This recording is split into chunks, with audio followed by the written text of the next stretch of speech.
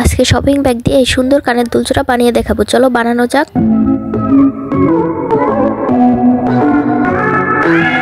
প্রথমে সাদা কালার একটা শপিং ব্যাগ নিয়েছে, এখন এরকম গোল একটা খাপের মতো নিয়েছে। এখন এটার মাপ দিয়ে গোল করে শপিং ব্যাগ কেটে দিব। এই তো কাটা হয়ে গেছে। এরকম করে আমি আরো 5টা বানিয়ে নিয়েছি। এখন এই গোল শপিং ব্যাগটা মাঝখানে ভাঁজ দিয়ে চারো সাইড দিয়ে সেলাই করে দিব। এভাবে আমি সবগুলোকে সেলাই করে ফুলের কলির মতো বানিয়ে ফেলবো। যারা যারা দেখতেছো এখনই আমার চ্যানেলটিকে সাবস্ক্রাইব করো এবং ভিডিওটিতে লাইক করে দাও। আমার অনেক ঠান্ডা লাগছে, তারপরও তোমাদের জন্য ভিডিও বানাচ্ছি, ভিডিও এডিট করছি। আমার কণ্ঠ শুনলেই হয়তো বুঝতে পারবে। এই তো সবগুলো সেলাই করা হয়ে গেছে। এখন প্রথম কলি এবং শেষের কলি দুইটা একসাথে ভালো করে গের দিয়ে দিতে হবে যাতে ছুটে না যায়, তাহলেই আমাদের একটা ফুল তৈরি হয়ে যাবে। এরকম করে আমি আরো 4টা বানিয়ে নিয়েছি। এখন একটা ফুলের মাঝে 10 mm এর একটা পুঁথি লাগাবো আর 3টা ফুলের মাঝে 8 mm এর পুঁথি লাগাবো। তোমরা যারা যারা দেখতেছো প্লিজ আমার চ্যানেলটিকে সাবস্ক্রাইব করে দাও। আমার চ্যানেলে ভিডিওতে গেলেই দেখতে পারবে শপিং ব্যাগ দিয়ে হলুদের গহনা বানানো আছে, গাজরা বানানো আছে। তোমাদের আশা করি পছন্দ হবে ভিডিওগুলো। গোল করে একটা কাগজ কেটে নিয়েছি, এটার উপরে আঠা দিয়ে এই পাল চেন গুলোকে আঠা দিয়ে লাগিয়ে দিচ্ছি। এটা 3 সাইজের চেন কেটে নিয়েছে, একটা ছোট, তারপর আরেকটু বড়, তারপর আরেকটু বড়। এখন এই চেনগুলোর মাথায় এক এক করে